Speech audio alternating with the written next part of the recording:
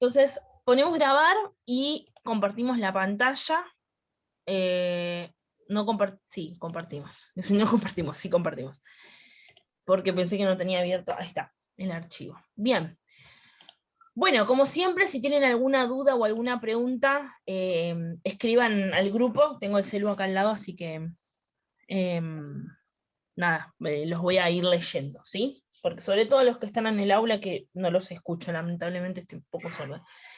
Bien, recordando un poquito lo que vimos la última clase, habíamos hablado del ciclo celular, habíamos charlado un poquito sobre la interfase. ¿Se acuerdan que estaba compuesta por 3 etapas? La etapa G1, la etapa S y la etapa G2, en donde la célula crecía de tamaño, duplicaba su material genético, que estaba en forma de cromatina, obviamente, o sea, laxo, relajado, y también duplicaba los centríolos. Y la célula se preparaba para ingresar a la siguiente fase del ciclo celular, que era la mitosis. Recordemos que para entrar a la mitosis, el ADN, el material genético, tiene que estar compactado, ya compactado, es decir, en forma de cromosomas.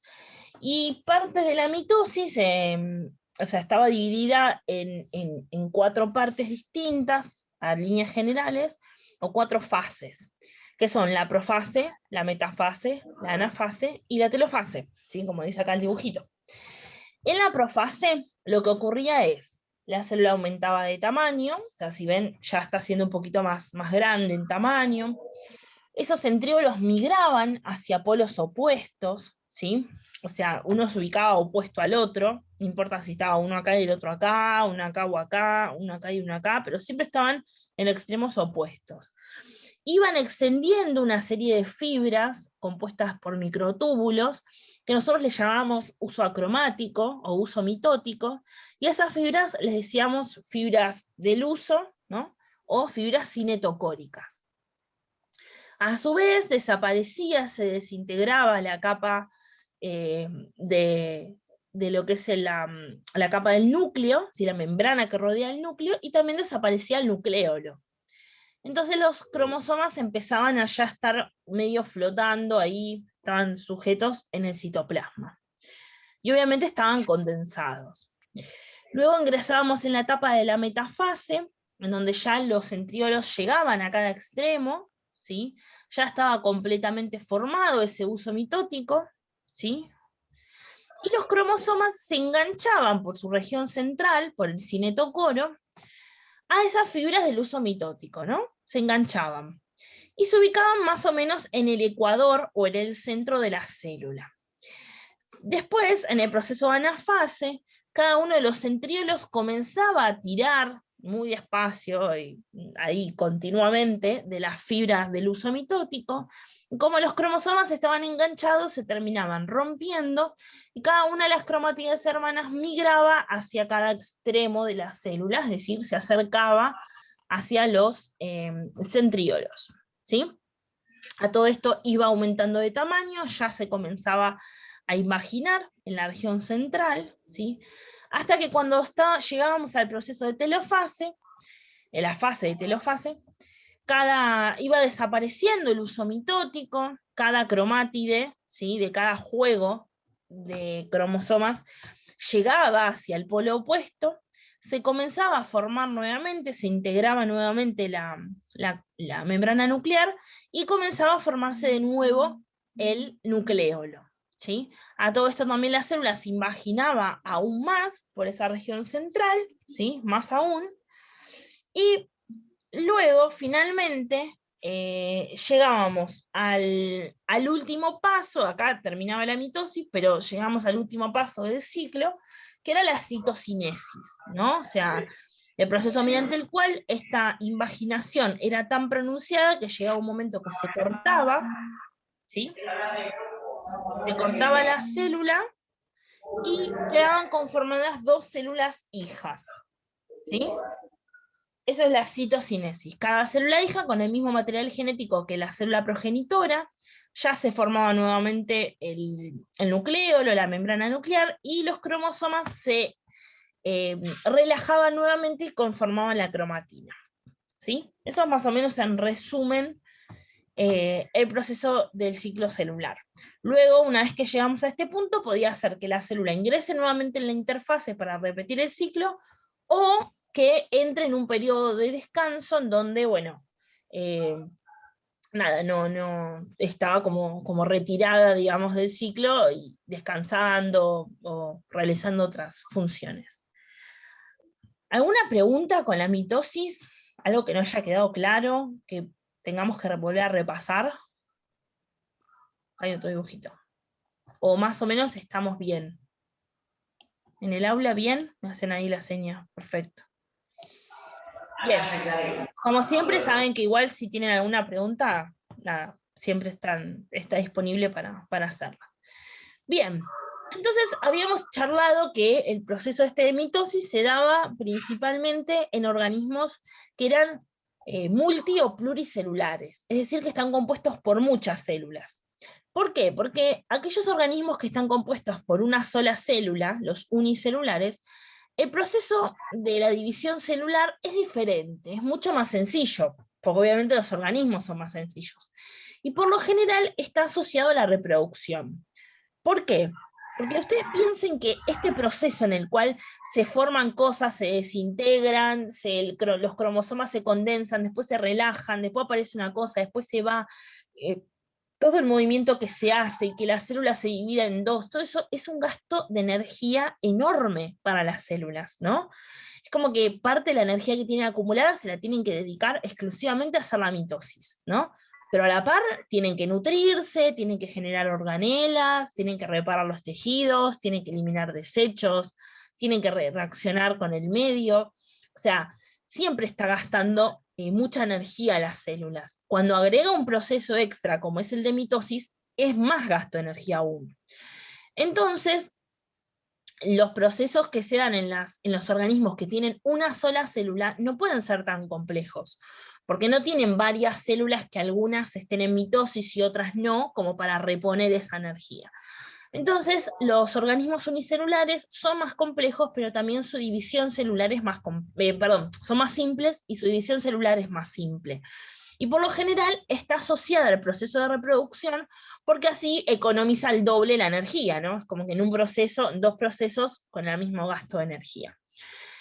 Entonces, por lo general, los organismos unicelulares tienen un tipo de reproducción que se llama asexual, en donde no intervienen dos organismos, sino que él mismo lo puede dar esa reproducción. Y ejemplos de esto, por ejemplo, son las amebas, ¿sí? Diferentes tipos de plantas que por lo general tienen raíces de tipo rizomas o estolones, ahora vamos a ver bien qué significan, pero también se da el caso de algunos organismos que no son unicelulares, pero también tienen este tipo de reproducción, ¿sí? Por ejemplo, ¿estamos bien? ¿Sí, no? Ok, perfecto. Sí, sí. Pensé que me habían preguntado algo. Bien, en el caso, por ejemplo, de la hidra es un tipo de planta casi microscópica, porque es muy difícil poder verla a simple vista, que realiza este proceso asexual de reproducción, pero específicamente realiza lo que se llama gemación. Ahora vemos bien en un dibujito lo que significa, ¿no? También, por ejemplo, las estrellas de mar o las esponjas marinas, ¿no? O las anémonas, que algunos vimos nosotros el año pasado, producen otro proceso asexual que se llama fragmentación, ¿no? En donde el animal fragmenta un pedazo del cuerpo y genera un organismo nuevo. Aclaremos, la hidra, las esponjas, las anémonas, como dice acá, algunos gusanos, las estrellas de mar, no son unicelulares, son pluricelulares. O sea, muchas células, ¿no? Pero igual así realizan este tipo de reproducción. Es importante tenerlo en cuenta. Este tipo de reproducción se puede dar en organismos unicelulares y en pluricelulares. En los unicelulares, en casi todos, se da, creo que salvo uno o dos excepciones, después se dan todos, pero en los pluricelulares son los menos, ¿ok? La gran mayoría de los pluricelulares se reproduce de forma sexual, ¿sí? Entonces veamos algunos ejemplos. Por ejemplo, la ameba, ¿no? La ameba, que es este organismo acá, obviamente es unicelular, es una sola célula, y es microscópico. Lo que produce es la fisión binaria. Se llama fisión porque se rompe esa única célula, y binaria porque origina dos, ¿sí? Como siempre vimos en todos estos procesos. ¿Qué es lo que ocurre? Tenemos una célula, ¿sí? Que en este caso le ponemos el nombre de célula madre para diferenciarla del resto, pero es una célula, siempre, en donde el núcleo que está adentro se divide. Acá en el dibujo creo que el núcleo está acá, pero no estoy 100% segura. Este es el ojito, pero creo que está por acá. El núcleo se divide, se generan dos. Luego se divide el citoplasma, o sea, empieza a crecer, eleva, se eleva, se eleva, se vuelve más grande, hasta que comienza, como vimos antes, la citocinesis, en donde se termina rompiendo. Entonces se divide el citoplasma. Y finalmente quedan conformadas dos células hijas, ¿ok? Como si fuera el último paso de la mitosis que vimos antes. O sea, el proceso es súper sencillo, solamente tiene que duplicar el núcleo y el citoplasma, las organelas también se reparten y las duplica después, pero prácticamente no tiene ningún gasto de energía, ¿sí? Muy sencillo. Ahora, acá habíamos visto las plantas, ¿sí? Que tienen un proceso muy similar al de la ameba, casi igual, diría yo, y forman, por lo general, son las plantas que tienen este tipo de raíz, ¿sí? Acá está abajo el dibujito, ¿no? Son como, es una gran raíz que va dando como las plantas hacia arriba, y tienen otras raíces pequeñas absorbentes, ¿sí? Que serían estas de acá. Eso se llaman rizomas. Por lo general, las plantas que tienen los rizomas también se reproducen de forma sexual, en un proceso bastante parecido al de la ameba. No es exactamente igual, pero es muy parecido, ¿sí? Pero es un ejemplo dentro del mundo de las plantas. Acá tenemos la hidra, ¿sí? Es este alga, creo que es alga o es planta, ya empiezo a dudar, pero no, creo que es dentro del grupo de las algas, casi microscópica, porque no, salvo que sea enorme, no creo que se pueda ver a simple vista, es medio raro. Pero, ¿qué pasa con la hidra? La hidra, dijimos que tenía un proceso que se llamaba gemación, en donde básicamente le sale como una yemita, una gema, por eso se llama así el proceso, como un apéndice chiquitito, y de ese apéndice va creciendo un organismo que también es una hidra. Fíjense que es bastante parecido al organismo que lo genera, ¿sí? Se va generando, va creciendo de tamaño hasta que llega un punto en el cual se rompe, ¿sí? Igual que la citocinesis, y queda liberado un organismo, ¿sí? Creo que en este dibujo que está acá arriba, justamente le está creciendo el individuo por acá, ¿sí? Ese proceso se llama gemación, porque es como que nace, no es como que están haciendo ahí chiquitito. Bien, y después teníamos el proceso de fragmentación. Acá tenemos el ejemplo de la estrella de mar, en un individuo progenitor, que se comienza a fragmentar, ¿no? O sea, se rompe. A veces esta rotura la produce el propio animal cuando se tiene que dividir. A veces se puede dar por un tema del agua, por ejemplo, en este caso, ¿no? De algo externo, digo, del ambiente en donde vive, o a veces se hace artificialmente, ¿no? El ser humano le corta un bracito a la estrella, por ejemplo, para originar más estrellas. Puede ser por diferentes motivos, ¿no? Pero bueno, lo que sucede es que un bracito de la estrella se corta, ¿sí? Y luego este bracito se regenera, genera otra vez, y del pedacito que quedó se genera una estrella de mar nueva. Algo parecido habíamos visto cuando vimos las planarias el año pasado, no sé si se acuerdan, que una persona cortaba la planaria en 3 o en 2 y se regeneraba. Es un proceso un poco similar, pero en el caso de la planaria no está relacionado a la reproducción. Acá sí, ¿sí? Esto es la reproducción misma de estos organismos, es así. La planaria no, es simplemente como para poder sobrevivir, digamos. Este es el proceso de fragmentación, justamente porque un individuo nace a partir de un fragmento del organismo madre, digamos, o progenitor. En las anémonas pasa lo mismo, ¿sí? Esto es un organismo que está fijo en el sustrato, no se mueve, como la estrella de mar. Entonces, de uno de estos brazos que tiene la anémona, comienza a generarse un individuo igual, ¿sí?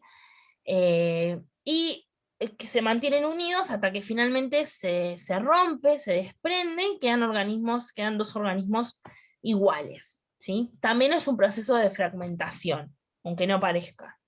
En este caso es como que están pegaditos, pero es lo mismo, ¿sí? ¿Alguna duda de estos tipos de reproducciones asexuales? ¿O más o menos va bien? Más o menos fácil, ¿no? O sea, sencillo. Los dibujos ayudan bastante, me parece. Como que bueno. Hay 1000 casos, ¿eh? 1000 y 1000 casos, pero bueno, nada, estos son los... por poner algunos, nada más. Bien, entonces pasamos a la reproducción sexual.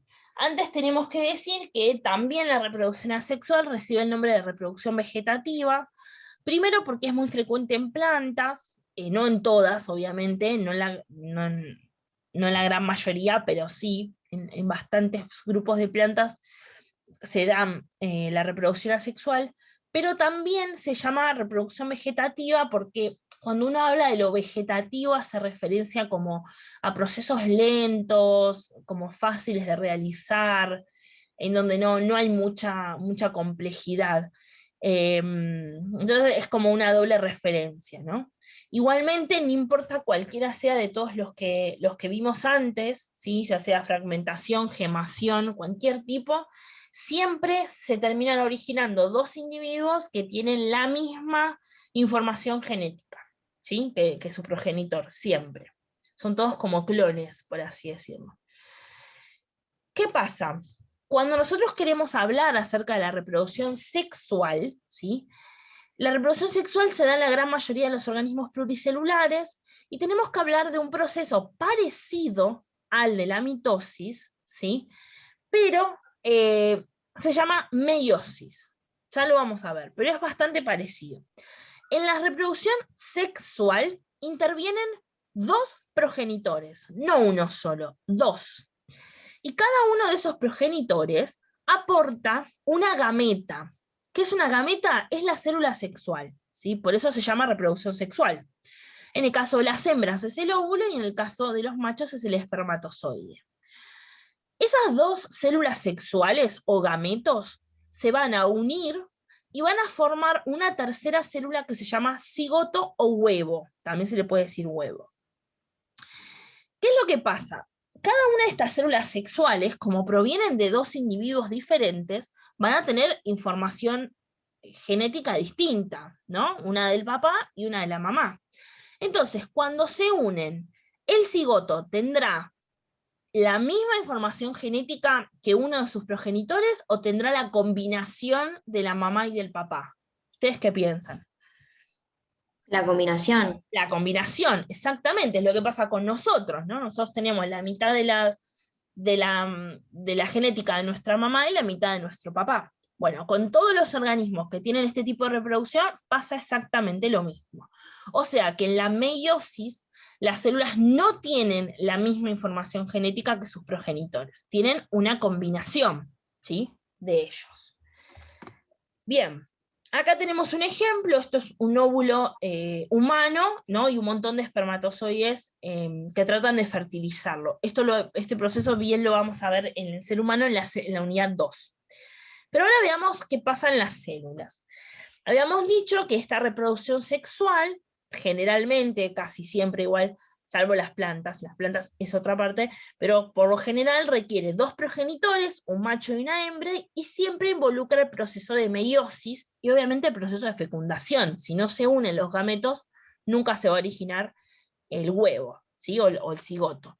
Por lo general, se le llama progerie a estos padres para separarlos del progenitor que se le llamaba antes en la mitosis. Pero es una cuestión de términos que nada, no importa.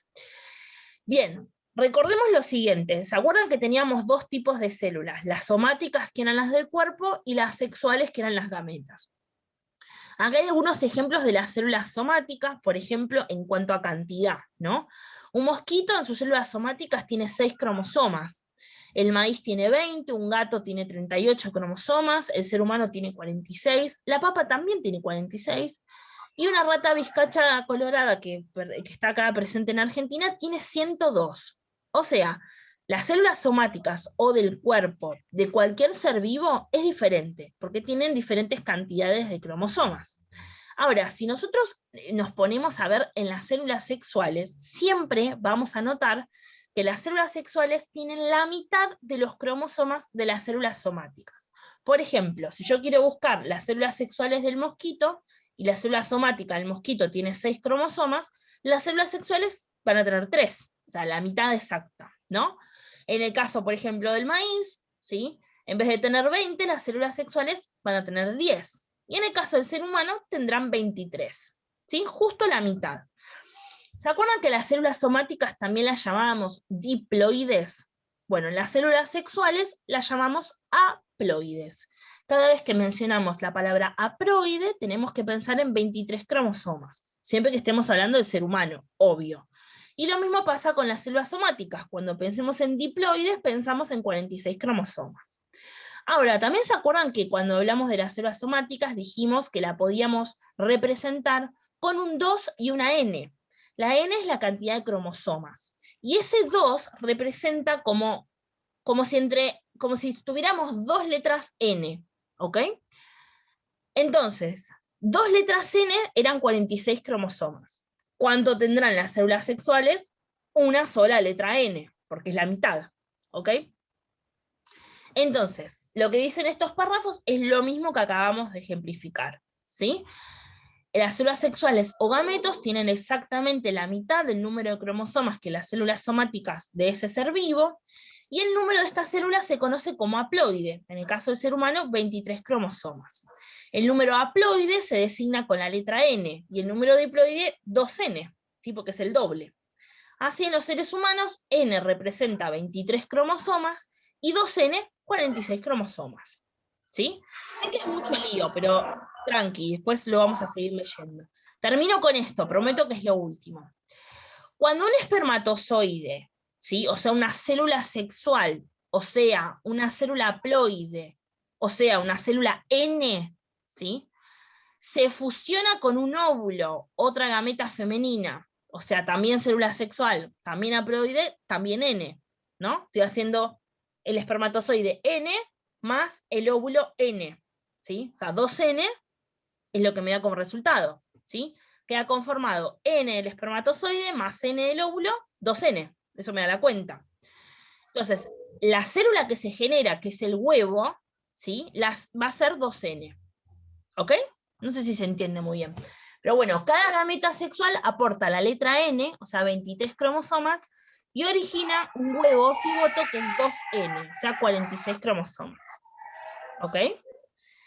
En el cuadrito que tienen más acá abajo, ejemplifica exactamente eso. La célula haploide y en la célula diploide el doble del material genético, ¿sí? Y acá lo mismo que ya estábamos repitiendo, que no lo vamos a volver a repetir porque es medio redundante, ¿sí?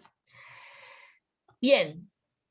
Y acá, bueno, acá abajo habla simplemente, es como una pequeña introducción hacia la meiosis, donde dice que la meiosis es una fuente permanente de nuevas combinaciones genéticas. Obviamente yo soy la combinación genética de mis papás, ustedes son la combinación genética de sus papás, yo tendré hijos con un macho, sería un varón, que vamos a generar nuevas combinaciones, ustedes lo mismo. Entonces continuamente se están reproduciendo combinaciones genéticas aleatorias nuevas que da variabilidad a la especie humana. Si todas nuestras células fueran iguales y todas tuvieran 46 cromosomas, todos nuestros hijos serían iguales y todos seríamos clones. ¿Ok? Esa es la importancia de la meiosis. En la meiosis van a existir cromosomas, ¿sí? Que bueno, antes en las células diploides, cuando vimos la mitosis, ¿se acuerdan que un cromosoma tenía 2 cromátides hermanas? En este caso no van a estar conformados igual, sino que van a ser pares homólogos. Pero eso lo vamos a ver más adelante. Esto es simplemente introductorio. ¿Ok? Fue un poquito rápido, les pido perdón, pero quería como llegar hasta este punto. ¿Alguno tiene alguna pregunta? ¿O algo que haya quedado medio?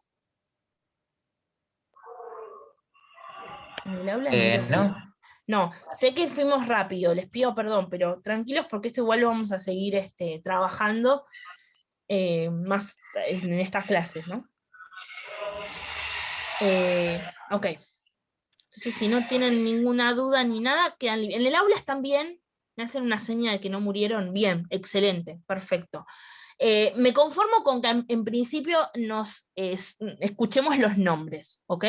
Vamos a ir viendo el proceso de meiosis tranquilo, pero es esencialmente igual a la mitosis, o sea, es prácticamente igual, cambian algunos detalles. Bueno, nada, dejo de compartir.